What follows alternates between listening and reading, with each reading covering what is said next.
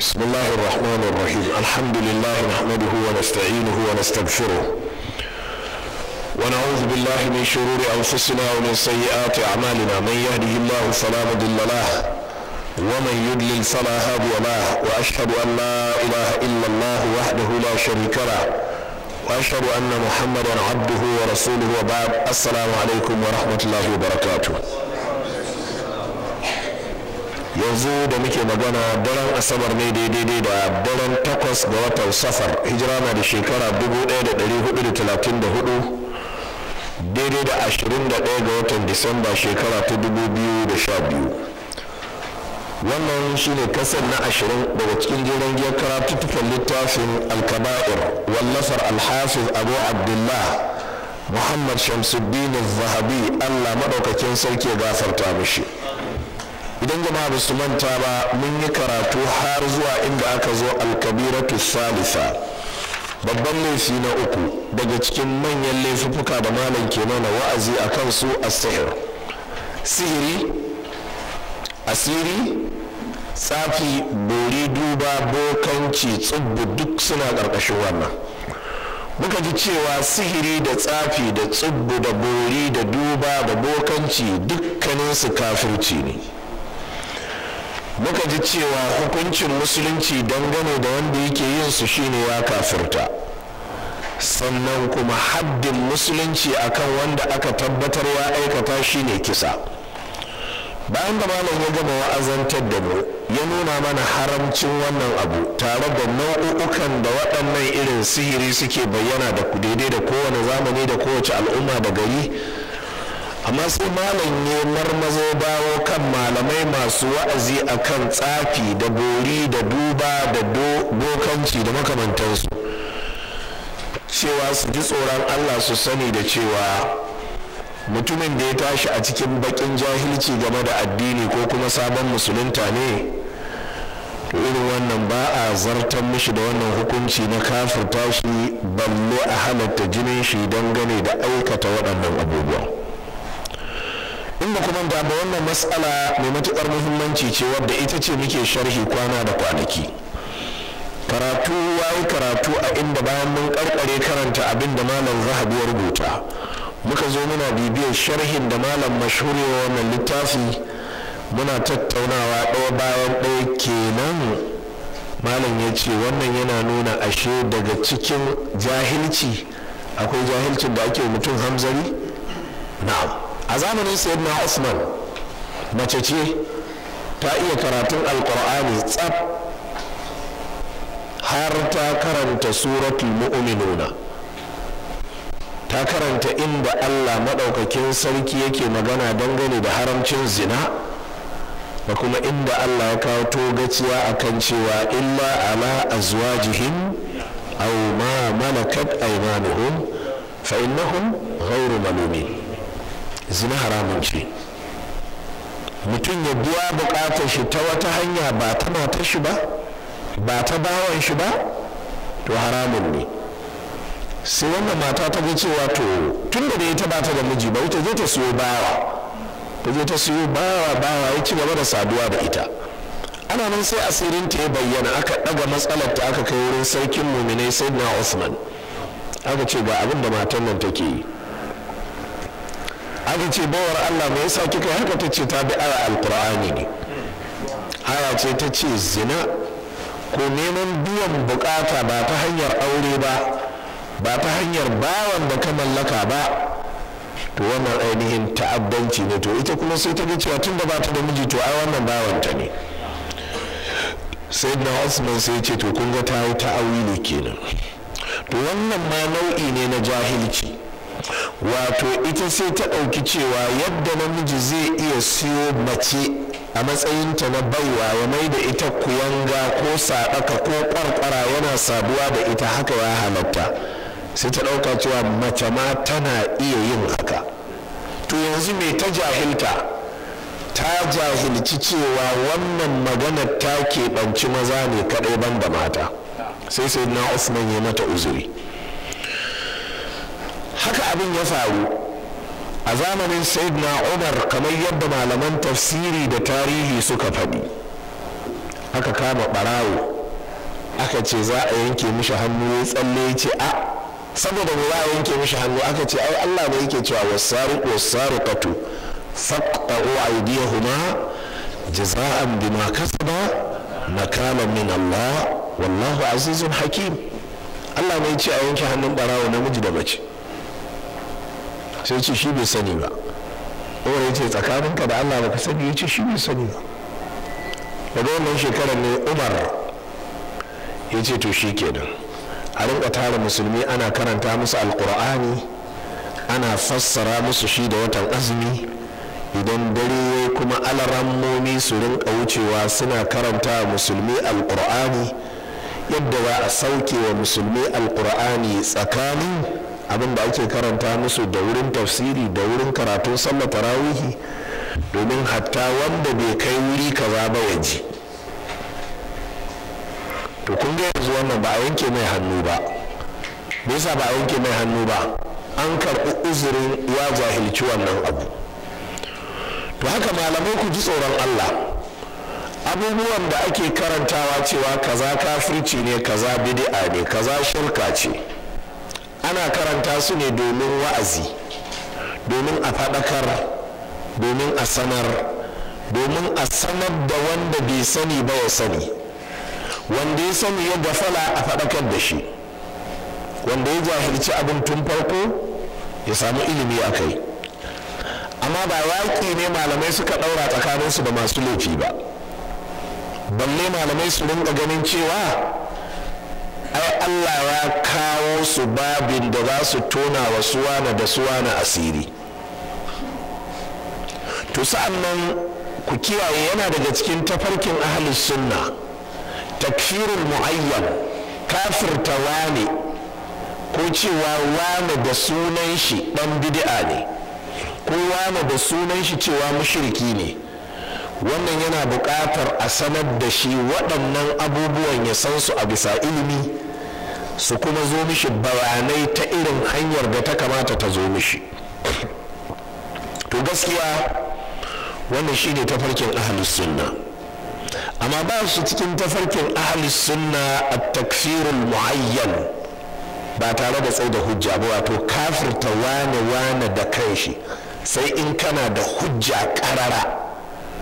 yanzu kaga in kai kana cikin ɗaliban darul hadith ko waɗanda ke halartar majalis khassa barusa da muke na musamman, gobe nan da safe karfe 10 insha Allahu ta'ala muna da karatun hamawiyya wadda za mu tattauna matsaloli irin waɗannan waɗanda nan ƙarara za ka ji mun ambaci sunayen wasu mutane ƙarara muna cewa waɗannan mutane kafirai ne, arna ne, babu tantama akan haka. me yasa? saboda muna da hujja akan kafircinsu, muna da hujja akan an tsayar musu da hujja.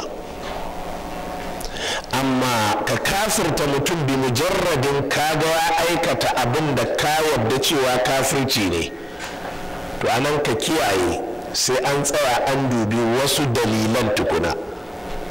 na haka ina fatan jama'a ku iya bambance tsakanin maganganun guda biyu, domin waɗannan ire-iren maganganun su ne da yawa daga cikin 'yan uwanmu 'yan ƙungiyar izala suke cewa mu 'yan salafiya muna tufka da warwara, sai mu ce kaza bid'a ne, sai kuma wani ya aikata, sai kuma mu ce ba za a hukunta shi da wannan ba, saboda akwai sauran wasu ka'idoji kafin a hukunta shi da kai shi. ko kun fahimta jama'a? sai ka ga ɗan sanda ya ce kaza saba doka ne, sai kuma ka ga wani yayi, sai kuma ka ga ɗan sanda ya kyale shi. me yasa? me yiwa bai cika sharaɗin da za a hukunta shi da wannan laifin ba.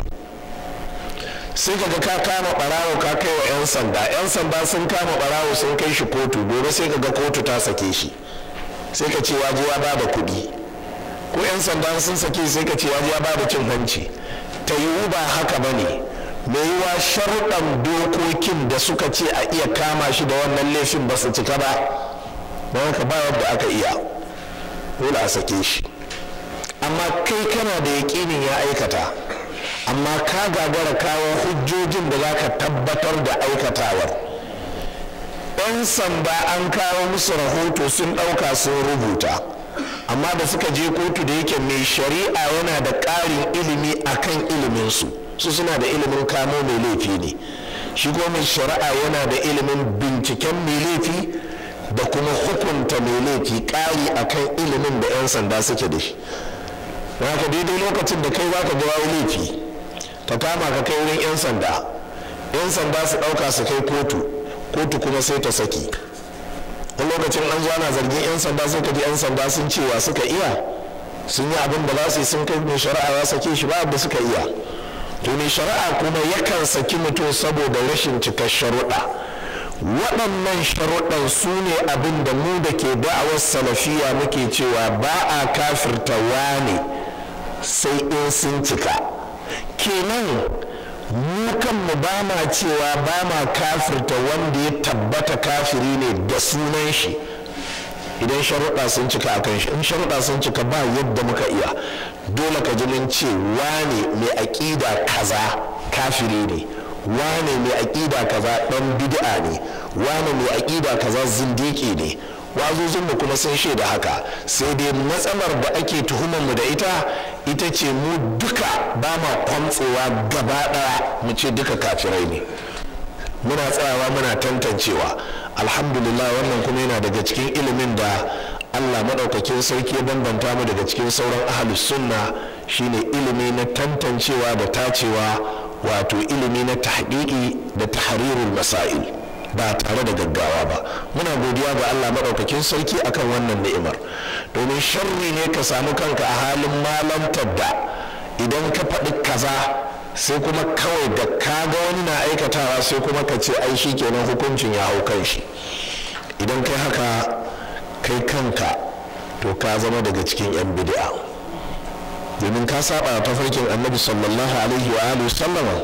bukhari da muslim sun rawaito hadisi daga sahabi imran dan husayn, mace ce annabi ya aure ta sallallahu alaihi wa alihi sallama. da yazo zai taba jikinta sai ta ce a'udhu billahi minka, Allah ya tsare ni daga gare ka. manzon Allah, ki ce Allah ya tsare ki daga manzon Allah, me kake ji? in kana wurin sai ka ce kin zama kafira. an fahimta? amma manzon Allah bai kafirta ta ba, sai ce laqad uzti bi mu'az, lallai kin nemi mai tsari ya tsare ki. tunda kika ce Allah ya tsare ki to kin nemi babban mai tsari, dan haka tafi na sake ki. ya kawo zani da riga da mafi ya bata, saboda Allah ya ce wa matti'uhunna, ya mata kyauta a wajen saki, ya ce ta tafi gidansu. bai kafirta ta ba, amma dubi kalmar Allah ya tsare ni daga gare ka. kaiwa kai mai Allah, me kake ji kai mai dan karatu cikin cokali da rabi? sai ka ce ta zama kafira, amma annabi bai kafirta ta ba, saboda ya ga sharuɗin da zai kai ga a kafirta ta, balle a ce ta yi rubda, balle a ce a kashe ta, ba su cika ba. jama'a mun fahimta? annabi na tafi yadda wata na kuka jikin kabari, bawa Allah ittaqillaha wasbir, ki ji tsoron Allah ki haƙuri. me ta ce? ilaika anni, tafka ba ni wuri, innaka lam tusabbi musibati, masifar da ta samu ni dan ba kai ta samu ba. yanzu Allah ya tafi ba ta wuri. yana wucewa sai Anas mai ba da riwaya ya ce sai aka ce mata ke manzon Allah ne kika ga bakan magana? sai ta ce ta shiga uku, sai ta kwaso a guje ta tawo gida. tana tawowa ta zo, ya manzon Allah na ya haƙuri. sai manzon Allah bai waiwai waccan bakan magana da ta gaya mai ba, ya ce ke arniya Aliyu ku buga mata bom. bai ce mata haka ba, sai ce mata ne inna sabra inda sadmatul ula, haƙuri kika zo kina cewa yanzu kin yi dan kin gane ni ne wani? ai haƙurin baki da lada, tunda baki yi shi ɗazu sanda ake baki haƙuri ba. yanzu dan kin ce kin yi haƙuri, wato kin yi haƙuri don ni ne na baki. yanzu kin yi haƙuri don me? don dama dole ki haƙuri. baki ta kukan mutuwa ne har abada? me yasa manzon Allah sallallahu alaihi wasallam bai waye ta ba akan waccan kalmar? وما كان الله ليضل قوما بعد إذ هداهم حتى يبين لهم ما يتقون. Allah baya cewa su ana sun bata bayan ya dora su akan shari'a sai in ya bayyana musu abubuwan da za su bi su kiyaye da abubuwan da za su bi su afka, to in suka afka din sannan sai Allah ya ce sun bata. don haka a madadina da dukkan wani mai da'awar salafiya a duniya, ina kiran duk wani mai danganta kanshi zuwa ga ahlus sunna ya ji tsoron Allah game da waɗanda zai ga sun aikata kafircin da ya wa'azi cewa kafirci ne. Ya ji tsoron Allah game da waɗanda zai wa'azin bid'ar da ya ce bid'a ce ya ga sun aikata. Ya gane cewa ba daga zarar mutum ya aikata ne sai kuma a ce hukuncin ya hau kan shi ba. Akwai dalilai na hamzari. Dalilai na hamzari ɗin nan su muke karatu a kai in ba ku manta ba. Daga cikin dalilai na hamzari in ba ku manta ba waɗanda gashi yanzu za mu sake tasowa kan wata magana da malam ya ce, wa kama yuqbalu al-uzru bil jahl fi haqqi man nasha'a bi bi'atin ghalaba 'alayha al-bid'a, kamar yadda kuma har wa ake bada hamzari ga mutumin da ya tashi a anguwa ko gari ko ƙauye ko ƙasa ko wurin da ike bid'a ta wurin jawo akai. ولا قدرة عنده على معرفة الدين الصحيح الذي جاء به كتاب الله وسنة رسوله صلى الله عليه وآله وسلم. ya zama kaji irin yadda ya tashi ba shi da ikon yadda zai san addini ingantacce wanda Allah maɗaukakin sarki ya zo da shi a cikin littafi, manzon shi ya zo da shi cikin sunna. an fahimta jama'a? ثم بعد ذلك la wajidu siwa ulama al-ibtida. sannan kuma ban da haka duk inda ya kada ba da hagu malaman duk da zai samu malaman bid'a ne. ita kanta bi'ar anguwar da aka haushe shi ko garin ko ƙauyen ko ƙasar gaba ɗaya bid'a ta wurin jawo a kanta. kuma duk inda ya wauga dama ko hagu zai karatun suro ne, karatun alƙur'ani ne, karatun jami'a ne, duk inda zai karatu a wannan yanki ya zama malaman sun zama yan bid'a ne, wal inhiras, malaman karkatattu ne. fala ya'rifu ad-dina illa min khilalihim, babu yadda zai iya sanin addini sai a wurin su kuma yan bid'a ne, kuma kasar ta gurbace da bid'a, kuma ba shi da ikon da zai ketare su din ne duk inda ya kada. shine na tsaya nake gaya wa matasa 'yan bana bakwai, Najeriya nan tamu ta taɓa samun kanta a irin wannan halin ba ɗaya ba biyu ba. na daga cikin hali mafi nesa da mu da ƙasar ta samu kanta a ciki shine kafin zuwan ɗan hodiyo. kafin zuwan ɗan hodiyo sai da ƙasar ta rikide ta zama haka. waɗanda za ka gani su ne malamai, su ne suke karantar da bid'a, sun mai da addini ya zama musu hanyar cin abinci, ba sa wa'azi ba sa faɗin gaskiya. wannan shi ya sa wasu matasa sai suke ganin ma ɗan hodiyo ne ya kawo addini Najeriya. ko ɗaya kafin kakannin ɗan hodiyo su Musa Jakolo su shigo wannan ƙasar jama'a, ana yin addinin musulunci a zamanin a ƙasar nan tuntuni. kenan ɗan hodiyo ya zo ne don gyaran addini. to amma abin da ake nuna maka lokacin da ya zo ya samu al'amura sun rikice, gyara ɗan hodiyo ya kawo. jama'a kuna ji? bayan ɗan hodiyo ya tafi ta sake rikicewa. mutum nawa ne yanzu zaka je ka samu a ƙasar Sokoto suna wa'azi da littafan ɗan hodiyo? duk malamin da yake wa'azi da littafan ɗan hodiyo yanzu a ƙasar Sokoto tsanan shi ake yi, ana cewa mutashaddidi ne, ya cika tsanantawa. amma a nan aka rubuta littafan, a nan aka yi aiki da su. ƙasar ta sake samun kanta a halin irin wannan rudanin da wannan jahilcin. to waɗannan iyayenmu da suka taɓa samun kansu da kakanninmu da malamanmu da makamantansu a wannan halin, ba za ka hukunta su cewa 'yan bid'a ba ne, don ya suka iya da kansu. musulmi ne, sai dai sun samu kansu a wani hali wanda ake musu uzuri. kaji sirrin karatun namu. to tun da an karɓi uzurinsu, to ba za a ce musu 'yan bid'a ba, ba za a ce musu kafirai ba, ba za a ce musu mushrikai ba za a ce musu arna ba, ya sunansu musulmi. to in ka ce to ai suna yin bid'a, sai a ce ya suka iya, wani hali za su iya kwata kansu daga bid'a ta rikide ta zama ita ce addini. duk abin da za a yi bid'a ta shigo ciki. su waɗanda ake sa ran su ce bid'ar ba kyau su ne suke yin bid'ar, su suke karantar da bid'ar. ka gaya mu ta wace hanya za ka san addini ingantacce? saboda haka ku kiyaye, wannan shine mataki na farko na fahimta. duk inda ka je za ka yi wa'azi, ka rinka ba da hamzari game da ya suka samu kansu, yara malamansu suke. malam yake cewa wa yastawi fi zalika al-muqaddid alladhi indahu shay'un min al-ilm. ta yiwa wani ya ce yanzu ana cewa ne a wannan zamanin babu malamai, ba alarammomi, ba wanda da suka san risala da qurtubi da askari, ba masu karanta ishmawi, duk akwai su. sai malam ya ce amma kasancewa hukuncin nan da kake jin ake faɗi to daidai ne da waɗanda suke muƙallidai, waɗanda ba mujtahidai ba ne, wato irin waɗannan da suke karantar da risala a soro, duk muƙallidai ne. abin da aka rubuta shi suke karantarwa, ba sa iya yin cas, ba sa iya yin as, ba sa iya ta haƙiƙi, ba sa iya ta haririn mas'ala ko ɗaya daga ciki. idan mai muktasar ya ce fihi khilafun, su ma sai su an yi hilafa. idan ya ce taraddud sai su ce an kai an komo. in ya ce kaulani sai su ce maganganu biyu.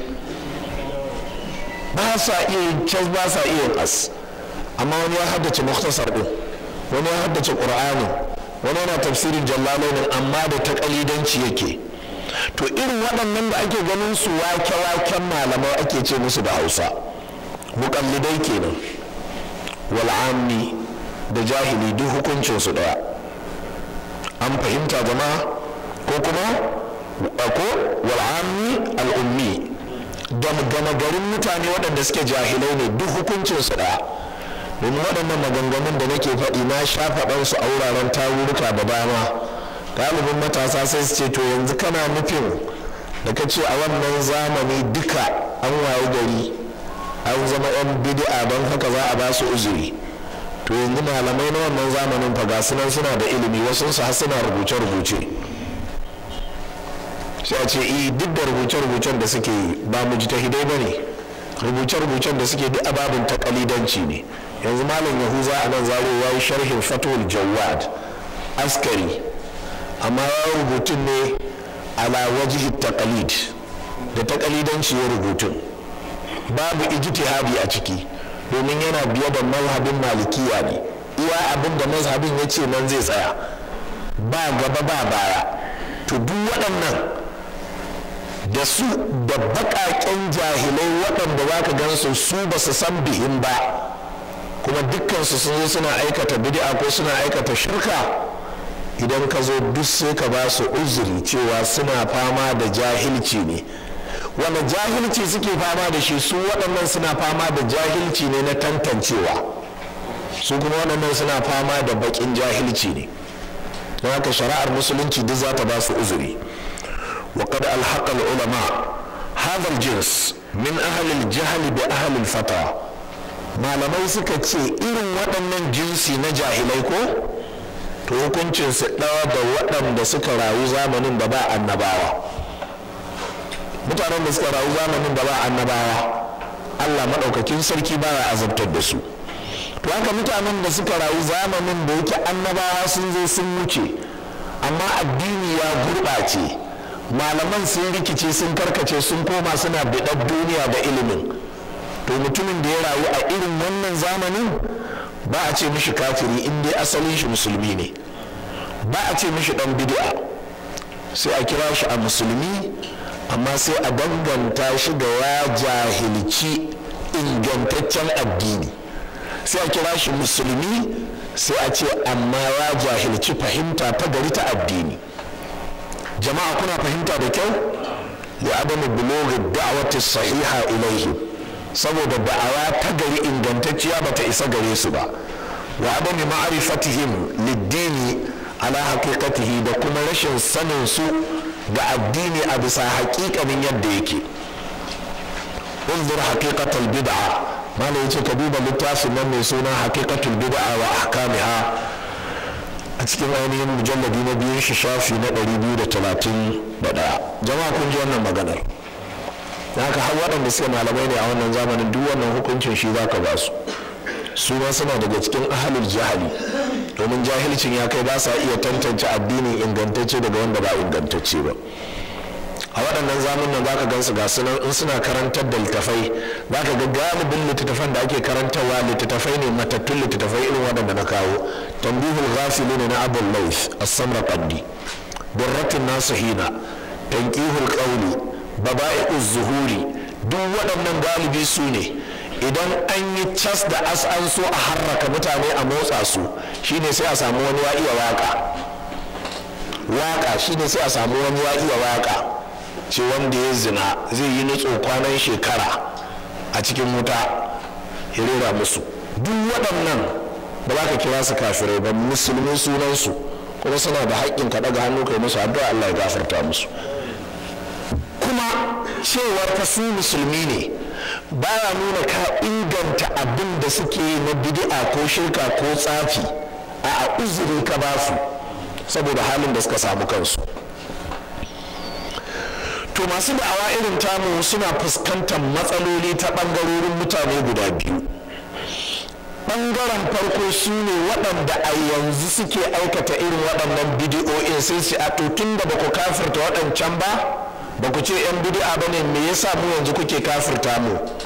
sai ce saboda ku yanzu da'awa ta isa gare ku, kuna rayuwa cikin malamai waɗanda suke wayar muku da kai, an zauna da ku an nuna muku abin da yake daidai daga abin da ba daidai ba, su ba su samu haka ba. don haka irin waɗannan su ne waɗanda su kuma suka riƙe aƙidar fir'auna, su sun fahimta amma kuma sun ƙi su fahimta. haka Allah ya faɗi game da fir'auna, wa jahadu biha wastaqanatha anfusuhum zulman wa uluwa. su fir'auna suna jayayya ne amma ba sun san gaskiya ce tun da ta bayyana. na haka in suka so su buga kan jahilai sai su ce fama balul qurunil ula. to mutanen da fa iyaye da kakanni da suka mutu suna irin wannan shirkar da bid'a. to amsar mu anan mu kajita ita ce ana ba su uzuri, ba a kafirta su amma ba a cewa abin da suka yi daidai ne. to uzuri da aka ba su shine saboda halin da suka samu kansu. kai kuma yanzu dalilin da yasa ba za a baka uzuri ba, an zannar da kai an nuna maka ka fahimta sannan kuma ka bijire. ka ji dalilin da yasa kai ka bambanta daga su. to nau'i na farko na mutanen da ake fuskantar barazana da su kenan. nau'i na biyu kuma su ne waɗannan mutane waɗanda galibinsu suke cikin ƙungiyoyi. su kuma abin da suke cewa don menene ka ce kaza shirka ne kuma ga wani ya aikata kuma ka ce ba za ka ce mai mushriki ba, sai su je sai su buɗe maka ɗan littafi sai su ce ai gashi wa man lam yukaffirul mushrikina fa huwa mushriku, wanda duk bai kafirta mushrikai ba to shi ma mushriki ne.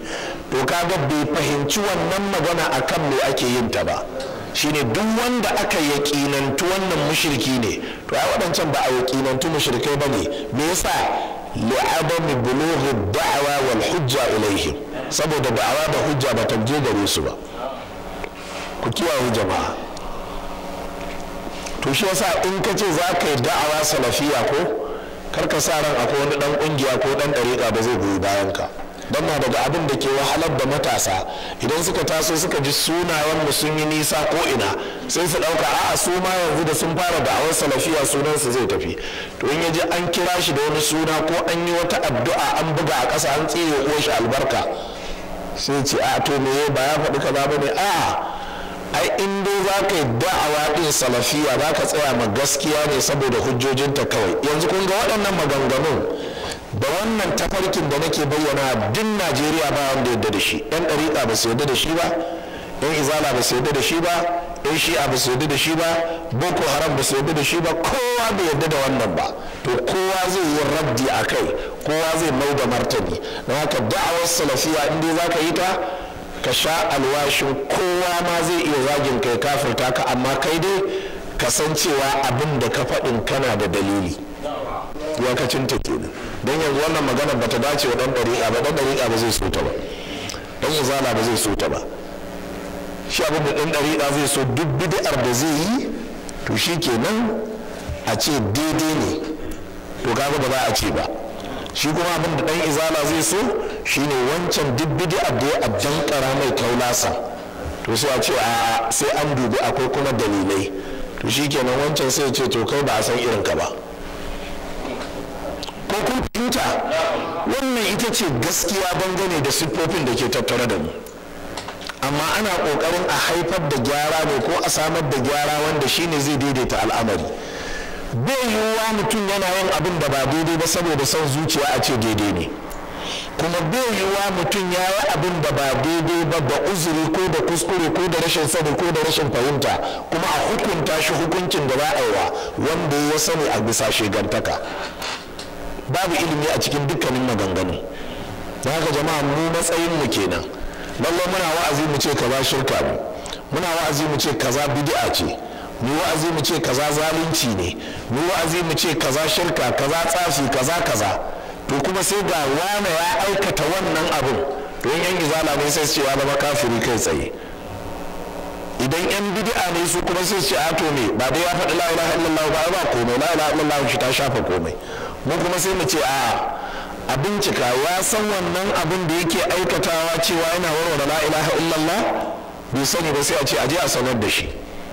Ya sani ya sanin saƙon ya iso mishi a yadda ya kamata wani matsayi ya ɗauka, sai aka ce ya ɗauki matsayi na sanyin jiki da tawali'u, sai a ce ba za a kafirta shi ba.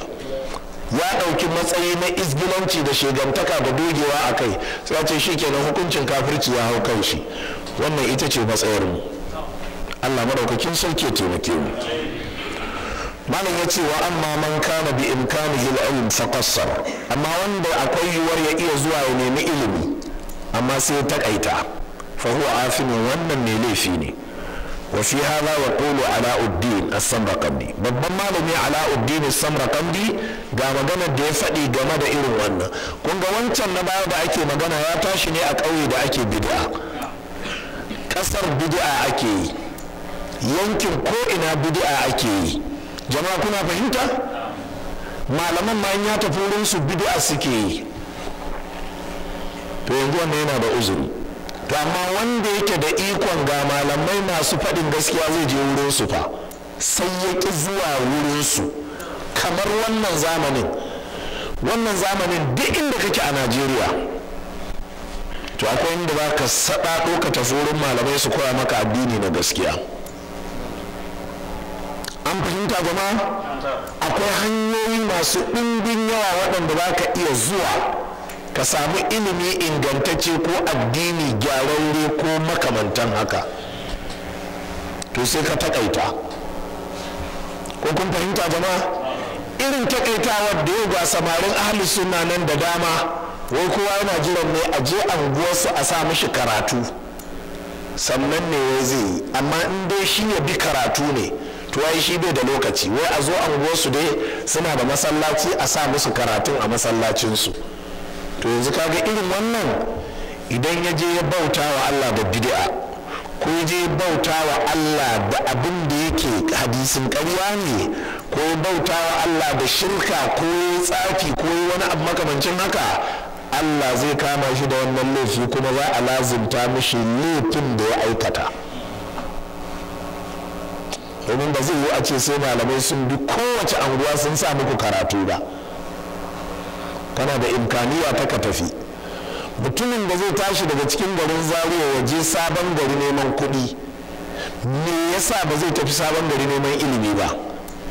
Mutumin da zai tashi ya tafi Lukoro noma, me yasa ba zai tafi cikin Zaria koyon addini ingantacce ba?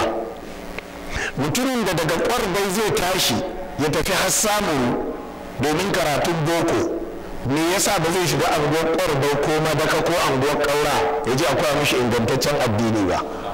To wannan idan ya takaita har takaitawa ta kai shi ga aikata shirka ko bid'a ko saban Allah, to wannan mutum mai laifi ne. Babban malami as-Samarqandi Alauddin ya faɗi a cikin littafin shi mai suna Mizanul Usul a mujalladi na 1 shafi na 285 yace kaunul ma'muri ma'luman lil ma'muri aw mumkin al-ilm bihi باعتبار قيام سبب العلم شرط لصحة التكليف. malam yace kasantuwar abin da aka yi umarni da shi ga wanda aka yi umarni din ko ga wanda yake da ikon ya samu ilimin shi, to sai an dubi da yadda sababin samun ilimin zai yi gare shi, to sannan sai a ce wannan shine zai ba da sharaɗi na ingancin a kallafa mishi. wannan maganganu ne irin na malaman usul, shi yasa ka je su kamar maganganun lauyoyi, domin duk irin su da usuli da lauya dukkan su ainihin matsotsa ɗaya suke sha. bari ka je in farfasa maka kalmomin ɗaya bayan ɗaya. yace kaunul ma'amuri bihi, kasantuwar abin da aka yi umarni da shi, kamar me, kamar tauhidi, an yi umarni da tauhidi, an yi umarni da riko da sunna, an yi umarni da kullan aure, ka kulla mata ka kattarin yawo, an fahimta. lil ma'alumi, haka ne ma'aluman, kasantuwar wannan abin da aka yi umarni da shi ya zama sananne ne lil ma'amuri ga wanda aka umarta. abin da aka yi umarni da shi kamar ne, ka kulla matarka, ka rinka sallah akan lokaci, yanzu umarni ne nan aka baka ko? to kasantuwar wannan abin ya zama za a tuhumce ka a kai, sai ya zama ma'aluman lil ma'amuri, sai ya zama sanannen abu ne ga wanda aka umarta. aw mumkin al-ilm bihi, ko kuma abu ne da zai iya yiwa ya samu ilimi da shi, zai iya sanin abu bi itibari qiyam sababil ilm, kuma sai an lura da yadda zai tsayu da hanyar da ilimin zai samu. yana da halin da zai tafi samun ilimi. yanzu jama'a, mutumin da ke sabon gari zai iya zuwa anguwar ƙaura samun ilimi ko ba zai iya ba? zai iya. yanzu mutumin da yake Kwarbai zai iya zuwa ɗan magaji samun ilimi sahihi ko ba zai iya ba? zai iya. to sai an dubi hatta hanyar da zai biya samu ilimin mai yiwuwa ce, to kaga wannan ta danganci yadda yake, sai an dube shi, ta danganci babu wata barazana ga rayuwar shi ko ran shi ko kaza kaza a hanya. akwai yiwuwar, sai aka ga akwai yiwuwar haka, to malam yace in aka samu haka, to shartun li sihhati taklif, to wannan sharadi ne na ingancin kallafa mishi. idan haka ta samu, to sharadi ya cika, to sai a ce dole ne ya bi wannan dokar. domin ne? domin yana da hanyar da zai je santa. wa fil hasil haqiqatul ilmi laysa bi shartin, malam yace ko da yake a ƙashin gaskiya haƙiƙanin sanin abin ba shine sharadin ba, lakin na tamakkuna min al-ilmi bi itibari sababihi kaf, sai dai kuma samuwar sababin da zai kai da samuwar ilimin kadai ta isa. misali jama'a, ga wani abu da zaka ji gwamnatoci su ne, sai ka ji an ce za a samar da lafiya ga mutanen yanki kaza zuwa shekara ta 2000 da kaza. ka san ana faɗin haka? gwamnati ta ce za ta samar da abinci, za ta samar da ilimi ga mutanen yanki kaza zuwa shekara ta kaza. me kake tunani abinda gwamnati take nufi? za ta samar da asibitoci, kuma asibitocin su zama da magunguna da likitoci, kuma a san da ake bukata. shine gwamnati take nufi da ta samar da mutane lafiya. wato ta samar da yiwuwar hanyar da za a samu lafiya kenan. to ya rage, idan naƙuda ta turke matarka sai ka ce ba za ka kai ta asibiti ba, naƙuda ta kashe ta, yanzu nan gwamnati tana da wata gazawa? ba ta da gazawa, don ta samun maka da hanyar da za a samu lafiyar.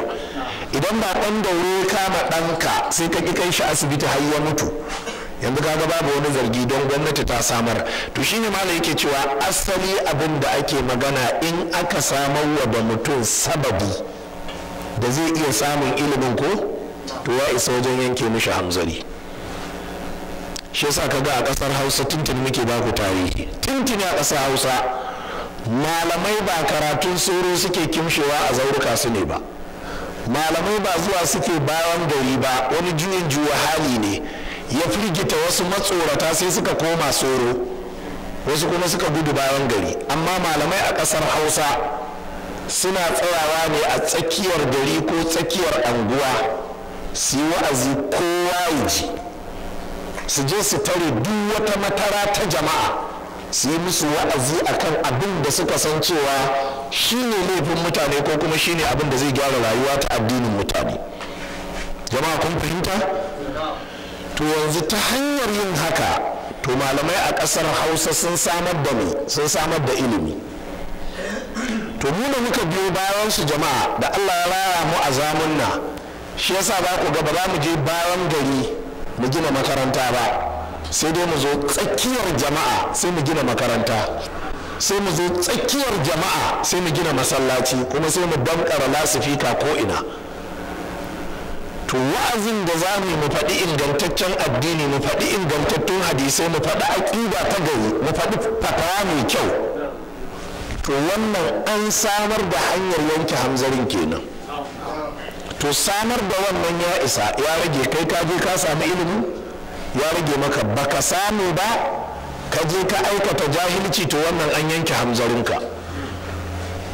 Saboda haka har yanzu ku rinka zuwa masallatai inda 'yan kasuwa suke, ku rinka zuwa masallatan cikin anguwanni, ku rinka zuwa matattarar jama'a, ku rinka samun lasifika ta fiya-fiya, ka je ka sami jama'a sun taru sai ka tara su inna alhamdulillah nahmaduhu wa nasta'inuhu wa nastaghfiruh wa na'udhu billahi min shururi anfusina wa min sayyiati a'malina man yahdihillahu fala mudilla lahu. Ka gama khutbatul haja tsaf, ka yi wa jama'a sallama lafiyayya, ka isar da gaisuwa, sannan sai ka ce na zo in muku wa'azi ne saboda ku 'yan kasuwa ne, ga bayani dangane da kasuwanci, ga irin kasuwancin da shari'a ta haramta, 'yan kasuwa kuna kaza ku daina.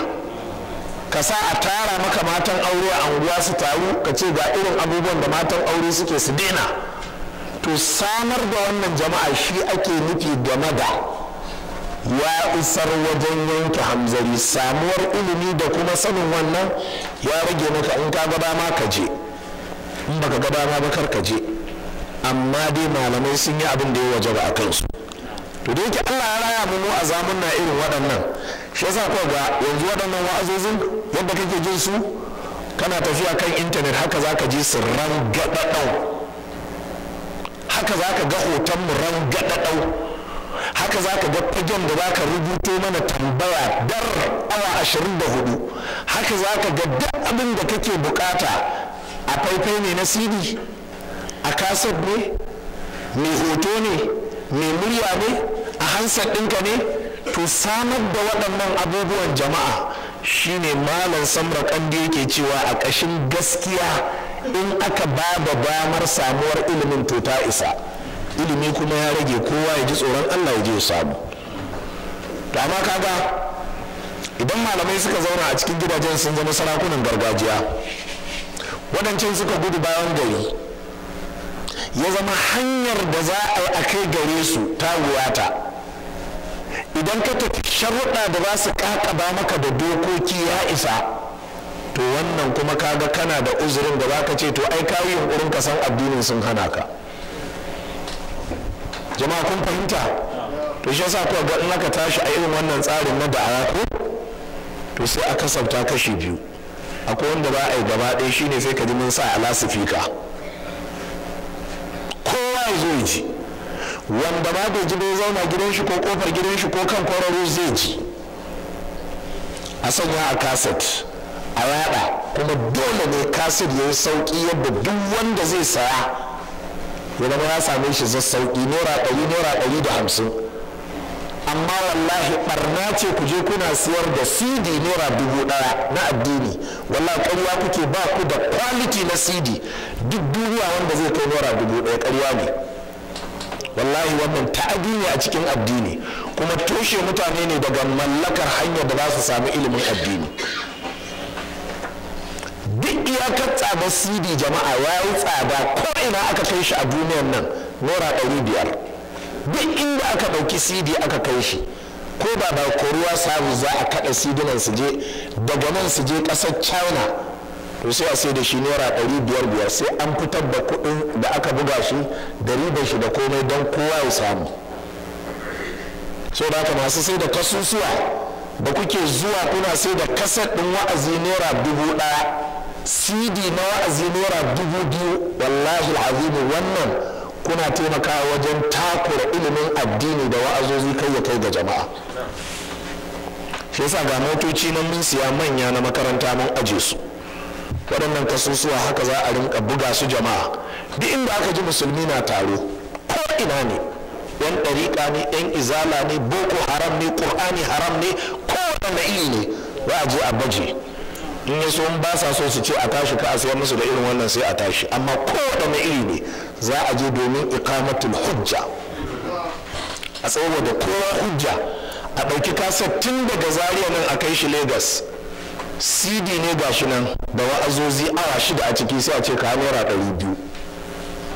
har Lagos an kai maka shi ka naira 200 ya isa, har Maiduguri har Sokoto har Birnin Kebbi ka naira 150 ya isar, kuma an ci ribar a haka.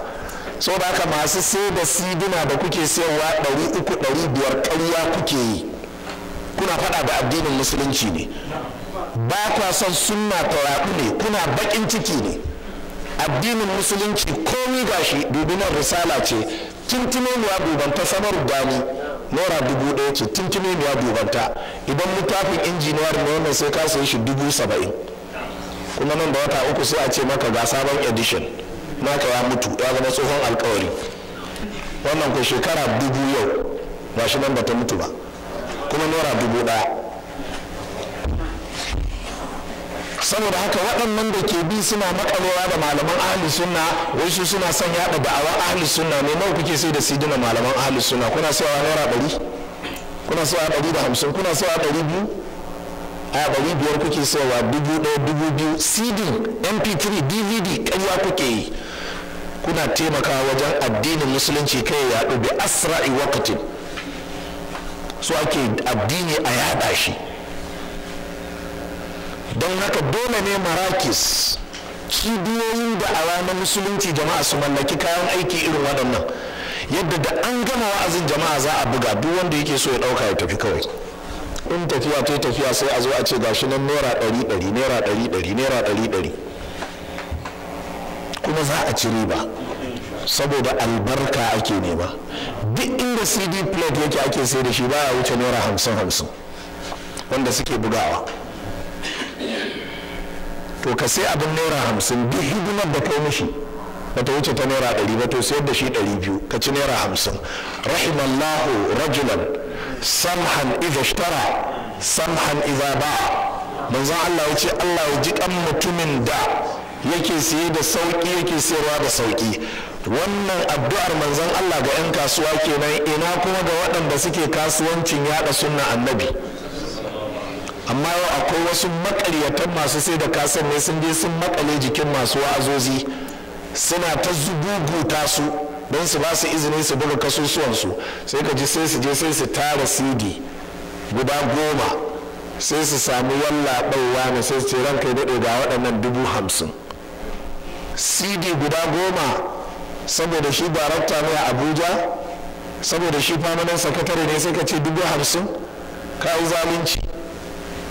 me dalilin ka na sayarwa haka? ko kun fahimta jama'a? da haka jama'an musulmi ku ji wannan abinda al-imam Alauddin Samarkandi yake cewa shine wajibi ne ya zama wanda aka umarta da wani abu ya san abu, kuma wannan wajabcin na iya faruwa in aka samar mishi da hanyar samun ilimin. an fahimta? to in ya kai ga wannan sharaɗin to sai a ce yanzu kan kallafa mishi yin kaza ya hau kan shi, sai ce a hakikani ba wai ilimin ba, a'a a sauƙaƙe hanyar sani. shi yasa ba ka ga in muka tashi yin wa'azi akan yan tsubbu sai mu ɗauka gidan rediyo, kowa ya zo za a yi wa'azi akan yan tsubbu, za a yi wa'azi akan bokaye, za a yi wa'azi akan zuwa wurin yan duba, don kowa ya ji. sannan muka zo sai mu ce alamatun yu'rafu bi hasahir, ga alamomin da ake sanin matsafi da su, wanda duk ka je wurin shi maka addu'a ko da bukata, in ka je yana tambayar ka sunan uwarka, to ka san dan tsubbu ne, matsafi ne, tashi ka bashi wuri. Wanda duk ka ji ya ce kawo dabba kaza mai siffa kaza, to matsafi ne. Wanda duk ka ji ya ce ka daina yin alwala wa sallah kaza, mushriki ne. Wanda duk ka ji ya ce kaza, sai ka ga an faɗa a yada a kasar ko ina ya shiga. To samar da wannan damar ko to ta isar. Jama'a kun fahimta da kyau? Allah madaukakin sarki ya taimaka. وقال الشيخ صالح ابن حميد في كتابه رفع الحرج في الشريعة الإسلامية. مالا صالح ابن حميد أتكن للتافن شميسونا ɗauke laifi a cikin shari'ar musulunci, wato ya farfaɗi wasu ƙa'idoji ne waɗanda ainihin shari'a ta ɗauke laifi ta hanyar su. A shafi na 229 ya ce min al'umuri al-muqarrara fi shari'a, na daga cikin tabbatattun al'amura a cikin shari'ar musulunci, anna shartar taklif bi amrin min al'umuri min qibal shari', na daga cikin sharaɗin kallafa wa bawa wani al'amari daga cikin al'amura ta ɓangaren shari'a, ilmal mukallafi bi talabi shari'i al-ako lil fi'li fil waqi', shine shi wanda aka kallafa wa wannan shari'a ya zama yana da masaniya daga wanda ya kafa mishi shari'a ga aikin da ake neman ya aikata a haƙiƙa. Ku kiyaye waɗannan, kamar da na ce yau maganganu ne na lauyoyi ake karantawa, shine jurisprudence, ilimin usulul fiqh. Ma'ana a cikin shari'ar musulunci idan shari'a ta umarni da wani abu daga ɓangaren Allah ko annabi da suke kafa shari'a, to sharaɗin wannan umarni ya zama dole shine shi wanda aka ɗora wa umarnin ya zama ya samu ilimin abin da mai bashi umarni yake ɗora mishi. Mana ya ce wa yu'tabaru al-mukallaf aliman imma bi ilmihi haqiqa, shi wanda aka ɗora wa wannan shari'a abin da ake so a samu dangane da shi ya zama yana da ilimi na haƙiƙanin abin da aka ɗora mishi, wa imma bi tamakkunihi min al-ilmi bit ta'allum, ko kuma bai da ilimin abin amma an hore mishi ko an sauƙaƙe mishi hanyar samun abin. Misali yanzu sai ka sai sabuwar mota, sai aka ce ba za ka tuƙa ba sai ka je DPO ya gwada, VIO ya gwada ka. VIO da zaran ya gwada ka zai baka takarda, shi ko da ya baka takarda za ka tafi wurin masu road safety, su kuma su ainihin karɓi takardar nan, suka duba nan take sai su fitar maka da driving license. To kaga yanzu kenan yanzu sharaɗin a kyale ka tuka mota shine mai driving license.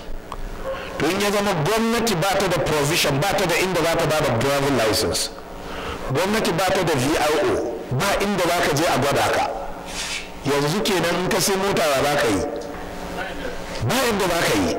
To kaga ashe in ka sai mota yanzu ka taho baka da driving license, gwamnati ta tare ka ta ce ina driving license, sai ka ce to ai ka je baka samu ba, babu VIO, ba ofishin BIO, ba road safety, babu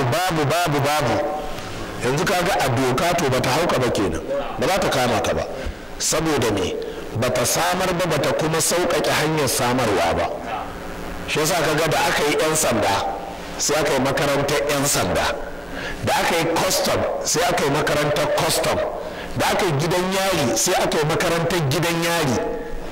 To ku kiyaye kenan tun da aka yi masallaci to a samar da wurin koyar da sallah. To haka ganka kana sallah ba daidai ba sai a ce to kawo laifi, saboda ba malamai can na karantar da sallah, baka je sun koya maka ba. In ka ce a to ai baka sani ba ne, sai a ce a baka sani ba, ai ba hujja ba ce, domin ga hanyar sanin an bayar, baka je an koya maka ba. Jama'a kuna fahimta? Malam yake cewa au bi su'ali ahli dhikri, ko da kuma ta hanyar tambayar masana ce, ko da bai sani ba, hanyar kuma sanin ta yi kunci, amma sai zama ga malamai sun zauna ko da malamai ya rinka tambaya.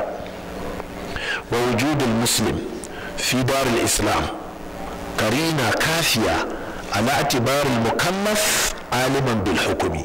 yace kai in aka samu musulmi ma a kasar musulunci to wannan ma dalili ne wanda ya isar akan cewa duk wanda aka dora wa shari'a idan ya san hukuncin musulunci. yanzu misali nan zaruwa kasar musulunci ce, Sokoto kasar musulunci ce, Katsina kasar musulunci ce, Maiduguri kasar musulunci ce, duk waɗannan yankuna da na faɗi da makamantansu ƙasashen musulunci ne. to kana musulmi kana zaune a waɗannan ƙasashen ko to zamanka a cikin irin waɗannan ƙasashen na musulunci to sun isar maka da kasan ilimin ibada. to in ka ce baka sani ba fa sai a ce baka da uzuri. kana zariyan baka iya sallah ba, kana zariya baka iya zakka ba, kana zariya in ka ce to ai kai ba malami ba ne sai a ce me yasa baka je ta koya ba.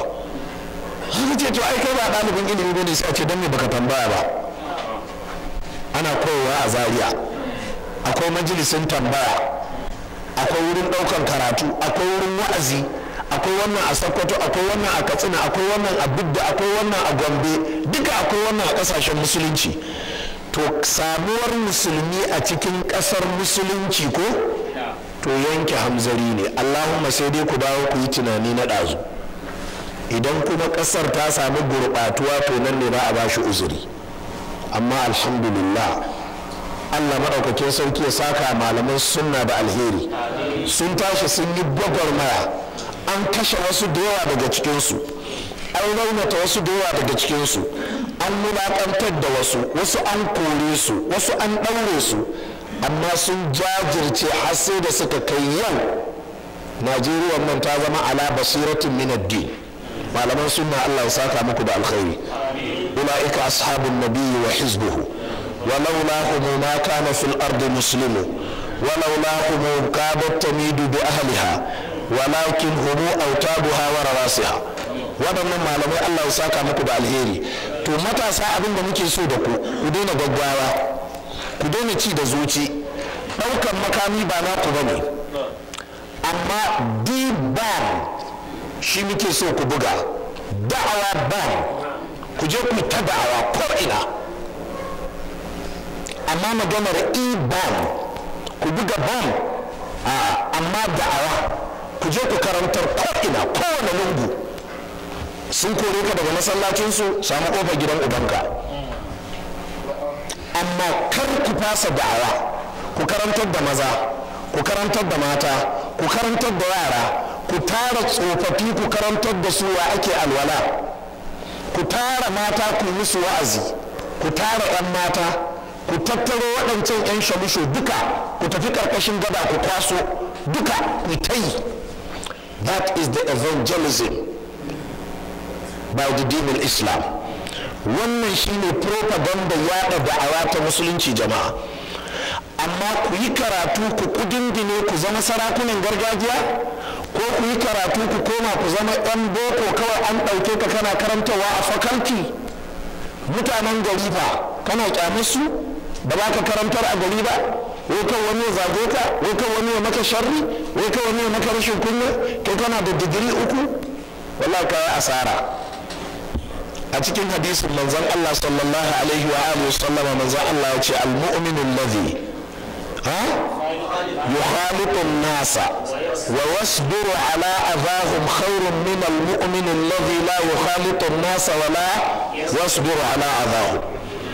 musulmin da yake cuɗani da mutane, ka shiga cikin kasuwa, ka shiga cikin ko'ina, wannan ya zage ka, wannan ya hantare ka, wannan ya jefe ka, a kore ka nan, a baka notice nan, a yi maka harara nan, a yi maka makirci nan. manzo Allah ya ce ya fi alheri fiye da muminin da baya haka. saboda haka kun je kun yi karatu, ka je Madina ka yi karatu, ka je Misra ka yi karatu, ka je Syria ka yi karatu, ka je duk ka yi karatu, ka je ABU ta dauke ka kana karantar da Arabiya a faculty, ko ana karantar da Islamic studies, ko kana karantar da shari'a. don magariba ta kuma sai ka samu wani masallaci sai ka sa musu tafsiri. idan magariba ta sai ka samu wani masallaci ka sa musu risala, ka samu wani masallaci ka sa musu riyadus salihina.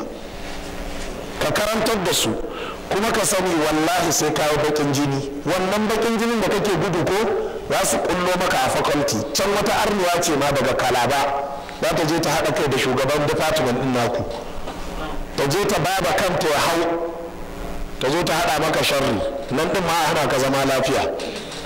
ba dai bakin jini kake gudu ba? Saboda haka 'yan Islamic studies ku fito daga cikin jami'o'i ku shigo cikin gari ku zo ku yi da'awa. Haka nan malamai na cikin gari ku shiga cikin jami'o'i ku je ku yi da'awa, ku shiga cikin polytechnic da FCEs, ku shiga cikin makarantun secondary, ku je gidajen kurkuku. Muna gaya muku wannan shine babban yakin da yake nuna nawa kafirai, amma Allah za ka buga bom so dubu, wallahi tallahi kafirai ba su damu ba, sun san dole akwai ran da za ka daina. Amma da'awa wallahi suna fuskanta akwai haɗari. Shi yasa babban kafiri ya tashi bayani ya ce, ya ku jama'ar Yahudawa inda gaske kuke za ku yaƙi musulunci ku tashi ku yi, saboda musulunci tun daga Najeriya har Eritrea wato Somalia ya ce ba mutuwa ba su ma yayi, kuma wasu matasa suna nan suna ta yayyafa mishi ruwa. Menene yayyafa ruwan? Shine da'awa. Saboda haka matasa abin da muke bukata, ka iya bulugul maram to je ka ango ku kasa shi, ka iya qawaidi je ka ango ku kasa. Sharrin shine ka tsallake abin da ka sani zuwa ga abin da baka sani ba. Kana karantar da su qawaidi, sai ne ce maka alaba ta malam, mutum ne ya saki matar shi kafa saki 3 a kalma daya. Karatun ka bai kai ba kakkace a gani na, suka ce ban sani ba. Yanzu a fara gyaro ta tukuna, a gyara sallah. Wa man la ya'rifuha la ya'rifu shay'an fi dinillahi fa salatuhu batila tammat bihamdillahi wa khatamat. A tsaya a nan. Amma abin da muke cewa matasa in kuka daina karantarwa to Najeriya za ta koma mafi sharrin wancan halin, saboda 'yan tsubbi suna nan, matsafa suna nan, masu yada bid'a suna nan. Amma kamar da al-Imam al-Barbahari ya ce su kamar kunama ne, suna nan sun sake. Haka kunama take tsarawa sai ta kale abin nan karinta, in ta samu maharba sai ta harba, amma ba ta samu ba sai ka ji ta yi shiru kamar bata.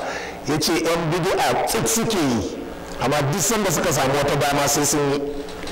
Saboda haka kar ku ji ƙasar ta yi shiru, ɗan da'awa ne suka yi yawa. Idan kuka sassauta to za su bayyana. Da haka matasa, dunakum ad-da'wa ila Allah wa ila kitabillah, ad-da'wa ila rasulillah wa ila sunnati rasulillah, ad-da'wa ala manhaji salafil umma. Matasa a tashi a wannan aikin. Ka je ka samu wani ƙauye, ka je ka zauna kana karanta musu alkur'ani daga alamtara kaifa ka rinka koyar da su. Ka je ka samu wasu mutanen ƙauye kana koyar da su 40 hadis. Ka je ka samu wasu mutane ka sanya musu qawaidi kana koya musu. Za a kai ga inda ake nema. Ka ga da a wannan ranar farko da muka fara ta da suratul fatiha muka fara da qawaidi. Ranar farko da muka fara da suratul fatiha da qawaidi haka muka sa ana karantar da mutane, da haka muka fara. Duk inda ka ji labarin Albani daga haka ya fara. Gashi yau an kai inda aka kai, ana karatun Bukhari, ana karatun Muslim, ana tafsiri. Wannan su ne dalilan da ka ji tun da kake jin ana zagin Albani, ana zagin uwa Albani, ka ji laifin. Albani bai taɓa sata wa kowa kaya ba. Iyakan laifin kenan. A Albani ya ce kaza, a Albani ya yi sallah kaza, a Albani ya yi fatawa kaza, a Albani ya fito da karatu kaza, shine laifin. Me yasa? Saboda sun ɓoye, to don me wani zai zo ya bayyana. don haka jama'a kuna ji, don haka matasa duk wani abu da za ku yi in ba neman ilimi da yaɗa shi ba ko to mu ba ku taimake mu ba. To sannan kuna wannan aikin ko so muke sirri kuma sai ku sai jam form, sai a ji wani yana neman medicine, wani yana neman engineering, wani yana neman law, wani yana neman kaza, sai ku zo ran da za ku bayyana kuɗin ne ke tafsiri, in aka je kotu kuma sai a ganka ashe solicitor ne kai, lauya ne kuma tsarki ya tabbata ga Allah. Kuɗin ne ke karatun hadisi sai kuma a je sai a same ka yau zai karbi digirin shi na 3 a business admin ko accounting, sai a ce shi din, sai a ce to haka muke son ku zama. We have a mission, we have a message to convey. Muna da aiki ne wanda shari'ar musulunci ta dora mana, muna da amana ne wadda manzon Allah ya bar mana mu isar da ita, sannan kuma muna da risala qawiyya, muna da sako mai girma da muke isar wa duniya, shine at-ta'rifu bi hadha ad-din. Mu yawo a sabab da mutane wannan addini. Ku sai lasifika ko da kwaya biyu ce, ku sai generator dan misali a pass my neighbor, ku sai dan amplifier ku da microphone kwaya daya, goya a bayan mashin, abokin kai goya maka, ku nufi wani ƙauye, kuna zuwa ku ce ga mai wa'azi ya zo. Yadda masu sai da laya suke yawo suna sai da laya, masu sai da maganin sa'a kuma ku rinka yawo, ku ce mun zo ne yau akwai wasu ayoyi za mu karanta muku su gaba da suratul luqman dangane da tarbiyyar yaya. Ana ramma jawo, karka ji kunya kowa, karka ji tsoron kowa, in sai kashe ka wallahi ba kai asara ba. Karka ji tsoron kowa, a je a kai ka wurin sarki, a wuce da kai wurin shugaban kasa, a kai ka wurin kwamishinan 'yan sanda, duk inda aka kai ka can ma je ka buɗe wa'azi. Ku daina jin tsoro ko kaɗan. Mala'ika ne kawai za a turo a ce kai ka wuta ka ce to ta kwaɓe. Amma wallahi ɗan sanda, ss, soja, wallahi karka ji tsoron kowa game da wa'azi. Wallahi ku je ku yi wa'azi, ku je ku isar da ƙur'ani da sunna, ku gaya wa kowa, ba zagin kowa kuka yi ba. Tafsiri za a alamtara kai fa alaran ma jawo, ka buɗe ka karanta musu me Allah ya ce, a ce to za mu dawo ranar alhamis. Ina limamin gari a ce gashi an riga ta mana rufe mana da addu'a, ku kada mashin ɗinku ku dawo, mako mai zuwa ma ku sake zuwa. Bayan kwana biyu sai ku ce ‘ya'yansu su zo za a rinka karantar da su alkur'ani, a ce a tara matansu za a koyar da su. Kada ku sace ku bar mutane da jahilci. Bayan lokaci ku je ku sami likitoci daga jami'ar Ahmadu Bello, ku je ku sami likitoci daga Shika, ku ce muna zuwa da awa wani ƙauye, muna so ku likitoci ko kuma me za ku iya kawo a cikin karatunku. Za a je yau, za a je ne za a yi musu maganin ciwon ido, yau za a je ne za a taimaka musu game da shawarwarin harkar noma. Duk irin waɗannan jama'a su ake kira da'awa. Amma ku zauna, wai kuna tsoron kawo wa'azi za a zage ka. Karkai wa'azin, zauna ka gan ba za a zage ka ba. Ba su yi maka sharri, za su ɓata maka suna. Da haka ne waɗannan malaman da suka gudu bayan gari, wai su alarammomi malaman tsangaya, da waɗannan da suka gudu suka kulla zaurukansu suna hararar kowa a anguwa, da haka ne suka kashe addini a ƙasar. Saboda ne babu true evangelism, babu yaɗa addinin na gaskiya. don haka matasa Allah ne da kanshi ya kira ku haka, yace innahum fityatun amanu bi rabbihim wa zidnahum huda wa rabatna ala qulubihim idh qamu fa qalu rabbuna rabbus samawati wal ardi lan nad'u min dunihi ilaha laqad qulna idha shatata. matasa ne masu rauni sai Allah ya karfafe su suka tsaya gaban sarki mai kashe mutane wanda yake da'awa shine Allah ne, suka ce wallahi ƙarya kake, Allah kwaya ɗaya ne kuma shine Allah mahalicin sama da ƙasa, kuma wallahi ƙarya kake a nan garin dai wallahi ba za mu bauta kowa ba sai Allah ɗaya. So da kansu da suka koma sai suka ce amma fa mun sharo ta, in ba mu ba ke iya faɗin wannan a gaban sarki. Karfin imani kenan, ka yi maganar da yake daga baya kai da kanka zaka ga kai din ne kuwa wa ayyadnahu bi ruhil qudus kenan. Saboda haka matasa isar da da'awa da wannan salon ko shine ke sa a yanke wa mutane hamzari. summa inni da'awtuhum jihara summa inni a'lantu lahum wa asrartu lahum israra فقلت استغفروا ربكم إنه كان غفارا يرسل السماء عليكم مدرارا. haka ake wazi, ku je gidan rediyo ku yi, ku je jarida ku tafi intanet, ku rubuta da Hausa, ku yi da Yarabanci, ku yi da Inyamuranci, ku je masallacin kasuwa, ku je asibiti, ko ina ku je. We must convey the message.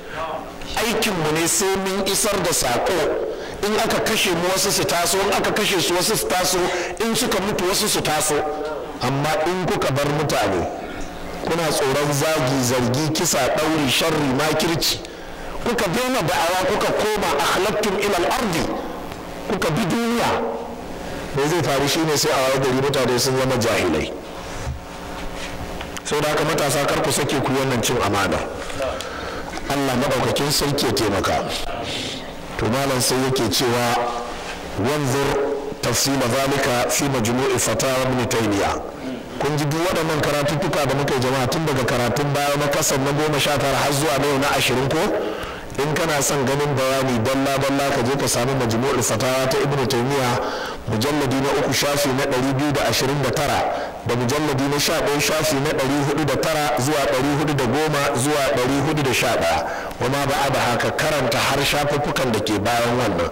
wa fatah al-bari ka duba littafin fatah al-bari sharhin bukhari mujalladi na 13 shafi na 407 wa mahasin at-ta'awil da littafin mahasin at-ta'awil tafsiri ne lil qasimi na malam jamaluddin al-qasimi mujalladi na 5 shafi na 1107 wal 1307 wal fisal da littafin al-fisal fil milal wan nihal littafin al-imam ibn hazm kenan mujalladi na 4 shafi na 24 zuwa da 5 wa fath al-ali al-maliki da littafin fath al-ali al-maliki tattauwar fatoyin malaman malikiya ne a cikin mujalladi na 2 shafi na 346 wa siyanat al-insan min waswasi sheikh dihlan akwai wani littafi da aka rubuta martani ne ga wani malami da yawa mabiya da'awar muhammad bin abdulwahabi sharri shine aka rubuta littafi aka sanya wa littafin siyanatul insan min waswasi sheikh abdihlan wato wasiyar da ake wa mutum game da waswasin malam dihlani a cikin shafi na 409 sannan wa bahasin 449 wa bahasin fil uzr bil jahli war radd ala bid'ati takfir da kuma littafin mai suna bincike game da uzuri da ake bayarwa da jahilci da kuma mai da martani game da bid'ar kafirtar da musulmi. Idan Ahmad Farid wanda malam Ahmad Farid ya rubuta da kuma aljahlu bi masail al-i'tiqad wa hukmihi a cikin shafi na 288 zuwa 292 da kuma littafin al-kufr alladhi yu'dharu sahibuhu bil jahl kafircin da ake wa mai shi hamzari da jahilci. Wannan littafin saboda yadda na san yana da wahala samuwa duk littattafan nan da aka faɗi suna nan ga sunan kaf a makarantar nan alhamdulillah, amma wannan da ya zama dan mitsili ne shi yasa sai na zakulo muku shi gashi nan ko zaka samu kai photostat al-kufr alladhi yu'dharu sahibuhu bil jahl wa hukmu man yukaffiru ghayrahu min al-muslimina sunan littafin kenan. Kafircin da ake wa mutum uzuri da shi saboda yana da jahilci da kuma hukuncin wanda ke kafirta wani wanda ba shi ba daga cikin musulmi. Wannan littafi ga shi nan da Sheikh Abdullah ibn Abdurrahman ibn Ababatun wa kitabi min qisas al-madin da kuma malam mashhur yace a duba littafin shi mai suna daga cikin kissoshin waɗanda so gabata shafi na 245 zuwa 247. Allah madaukakin sarki ya taimaka. Wannan mas'ala abin da ya sa na tsaya na tattake wuri a kanta tana daga cikin mas'aloli masu matuƙar muhimmanci waɗanda malam ya zauna ya tattauna su a wannan littafi. Allah madaukakin sarki ya taimaka. Akwai wata mas'ala kuma wadda take kusa da wannan ba ta ita ma malam ya tattauna ta a lamba ta 4 a wannan shafin da muka gama karatu. Ita kuma ta samo asali ne daga inda yake cewa a sama wa qad kana sabatu sahaba bil habasha ai akwai manyan shugabannin sahabbai suna zaune a kasar habasha wa yanzilul wajib hukunce na wajibi suna sauka wa tahrim da hukunce na haramci suna sauka alal nabi sallallahu alaihi wasallam ga annabi fala yablughum tahrimuhu illa ba'da ashhurin bayani dangane da haramci baya kaiwa gare su sai bayan watanni fahim fi tilka al-ashhur ma'zuruna bil jahl to kaga a waɗannan watanni da suka zauna ba su san cewa doka ta canza ba ko to yanzu ana iya ba su uzuri da rashin sani hatta yablughahumun nas har sai nasi ya zo gare su. to kun ga wannan matsalar da malam yake faɗi a cikin usulul fiqh ana kiranta dalilul khitab. ma'ana yanzu da Allah madaukakin sarki ce ya ayyuhal ladina amanu idza nudiya lis-salati min yawmil jum'ati fas'au ila dhikrillahi wa dharul bai'a. sai zamani ina cikin shagona supermarket ne na kulle shagona na sa iya condition kwastomomi sun zo muna ta ciniki sai aka kira sallah amma ban ji ba. duk wanda ya kamata ya faɗa min shi ma bai ji ba. a daidai wannan lokacin yanzu da muke ciniki yanzu mu masu laifi ne mu ba masu laifi ba ne. me yasa? saboda waccan maganar da Allah yake yi akan cewa in an kira sallah ranar juma'a ku bar ciniki to ai mu ba mu ji kiran sallar ba amma fa ga kiran sallah an yi kuma ga cinikin muna yi a daidai sanda ake kiran sallah. ko kun fahimta jama'a? kenan ga aya na sauka a Madina Allah yana cewa kada a yi kaza. ga sahabbai can a ƙasa Habasha sun tafi wa'azi ko kasuwanci suna aikata wannan abu yanzu sun saba wa aya kenan. malai ce a wannan lokaci to ana iya karban hamzarin su akan cewa ai ba su sani bane. to ga wani sharhi da malam ya ce ma qalahu al-musannif huwa ar-rajih. wannan magana da al-imam az-zahabi ya faɗi ita ce mai ƙarfi ko ita ce mafi ƙarfi ko ita ce a bar a rinjawar daga cikin maganganun malamai. wa aslul mas'ala asalin yadda matsalar take mas'ala ce a cikin ilimin usulul fiqh anna hukm al-khitab hal yathbutu fi haqq al-mukallaf qabla an yablughahu. shin hukuncin magana yana tabbata akan wanda magana ta hau kan shi tun kafin magana ta isa gare shi? misali jama'a, misali nake so muku. kana da ɗa yana Kano kai kana Zaria sai ka aika mishi da takarda ta hannun ƙane shi wato ƙaramin ɗanka cewa wancan babban ɗanka ya marmaza ya kawo kuɗi za a kai ka asibiti za a yi maka aiki. sai wannan ƙaramin ɗa da ya karɓi takarda sai ya haɗari a hanya sai tafi shi ma aka kwantar da shi a asibiti. to yanzu wancan babban ɗana ka ya shiga cikin zargi na ya saba wa uban shi? bai shiga ba don saƙo bai isa ba. amma kai a wurinka saƙo ya tafi ko bai tafi ba? haka daga saman bakwai Allah ya aiko da annabi da saƙon. waɗannan mutane kuma almajiran annabi ne kuma sahabban shi ne kuma a shirye suke su bi amma ga su can ba sa bi. me yasa? saboda saƙo bai isa ba. malam ya ce to kaga wannan matsalar malamai sun yi saɓani amma ingantacciyar magana ita ce wadda malam Zahabi ya faɗi. ita ce ana karɓar hamzarin wanda umarni bai kai gare shi ba. ko kun fahimta jama'a? shi yasa bari in ɗan yi muku wani tsokacin irin wannan matsala a wannan zamanin. idan ka buga wa mutum waya ka buga bai ɗauka ba, ka tura saƙo bai ɗauka ba, amma kuma ga waya tana kaɗawa ga saƙo yana nuna maka ya tafi kuma ya karɓa, to kar ka zarge shi game da manufar da ka tura domin baka san halin da wayar take ciki ba. ruwa ba ta hannun shi, ruwa an sace ta, ruwa ya sa ta a silent, ruwa ya manta ta a wani wuri, ruwa ta ɓata, mai yiwa. ko kun fahimta? sai lokacin da ka buga mishi waya, ka buga mai waya ka kwantar da zuciyarka, kaka ce ya ina ta buga maka waya baka dauka ba, suka ce wanda lafiya kwana biyu na buga maka waya ban same ka ba. ka fara mishi haka tukuna, karka ce ya ina ta buga maka waya a'a bincika ka ji tukuna. ita ce irin wannan matsala aibuha. ina da lacca da ne alƙawarin zan yi ta yau wajen shekara 10 da ta wuce, GSM.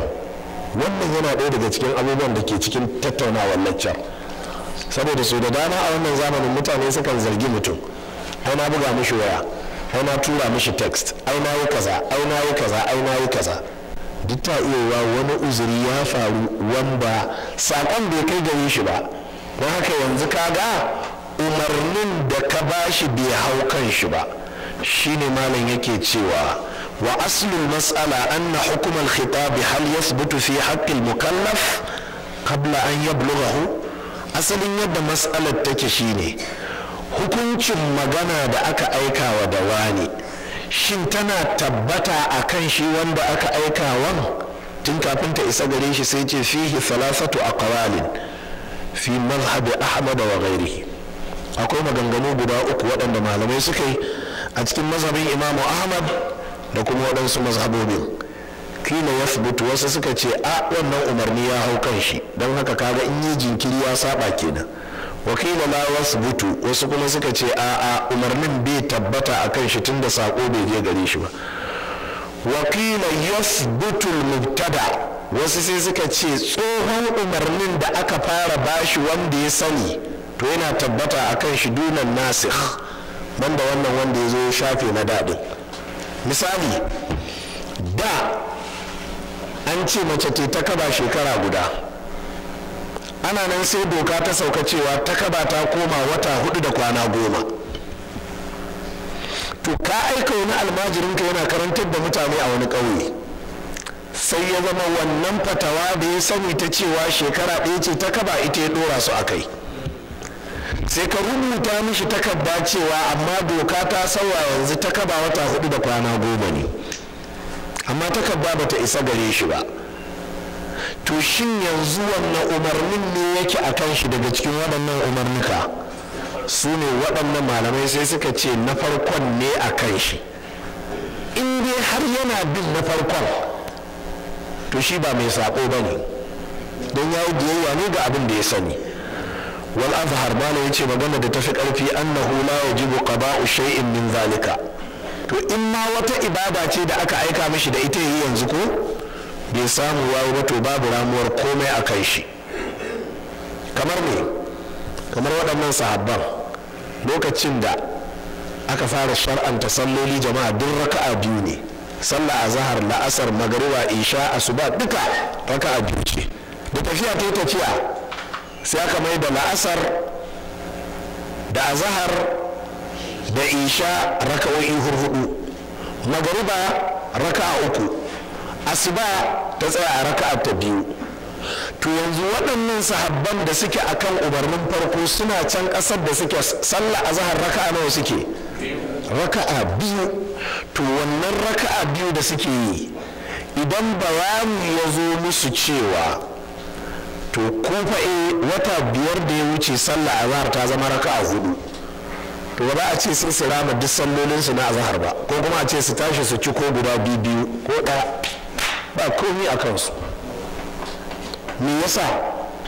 saboda umarni na farko da suke a kai shine daidai a wurinsu, na biyun bai zo musu ba sai yau. to kwatankwace wannan matsala ita ce mace ce mijinta ya mutu a wata ƙasa ko a wani gari yau wata 5 da ya wuce, labarin mutuwar shi bai zo mata ba sai yau. to jiya har zuwa watanni 5 da suka wuce ba ta kaba take ba, yau da labari ya zo cewa wata 5 da suka wuce mijinki ya mutu, daga yau za ta fara ta kaba.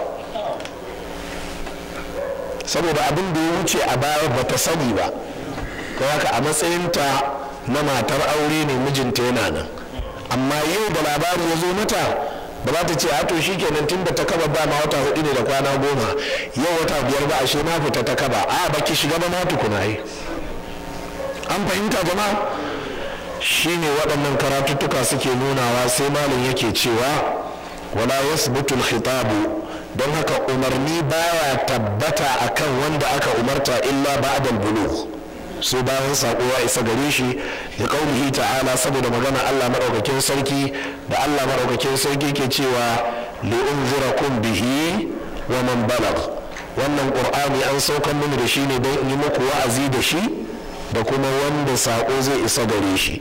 to yanzu duk wanda sakon qur'ani bai isa gare shi ba, kaga ba za a tuhumce shi da cewa don me bai bi umarnin alqur'ani ba. to ni kuma in kun fahimce ni da kyau shine nake cewa to mu kuma mu tashi mu isar da saƙon a tashi a je a yi wa'azi ƙauyuka da ko'ina domin saƙon ya isa, domin hujja ta tabbata a hannun mutane su bauta wa Allah. Idan kuma ba su bauta wa Allah ba to yanzu hujja dai ta zo gare su kenan. Allah maɗaukakin sarki ya san cewa ku da ya sanar kun isar da wajibinku. Da haka jama'a kuna jin wannan, da haka aiki ne. Ka zo nan Allah ya azurta ka ka yi tunani ƙauyenku suna can wani hali suke, sai ka je ka gina musu masallaci, sai ka kai musu malami ka aje musu. Karka damu idan wani ya ce za a kawo muku izala, rabu da su. In mutum ɗaya ne zauna a karantar, in ƙwaya biyu ne zauna a karantar da su. Karku damu bijirewar masu bijirewa kar ta sa ku daina karantar da mutane. Ina fatan ku fahimci wannan. Allah madaukakin sarki ya taimaka. Wannan ita ce aya ta 19 a cikin suratul an'am. Karatu yayi karatu jama'a, amma lokaci ya ƙure. Insha Allah ta'ala za mu saurara a nan har sai Allah ya kai mu mako mai zuwa. Za a ci gaba da karatu wannan littafi mai albarka. Allah madaukakin sarki ya albarkace mu akan abubuwan da muka karanta daidai, abubuwan da muka kuskure Allah ya yafe mana. wannan muke cewa subhanakallahumma wa bihamdika ashhadu an la ilaha illa anta astaghfiruka wa atubu ilayk. Alhamdulillah.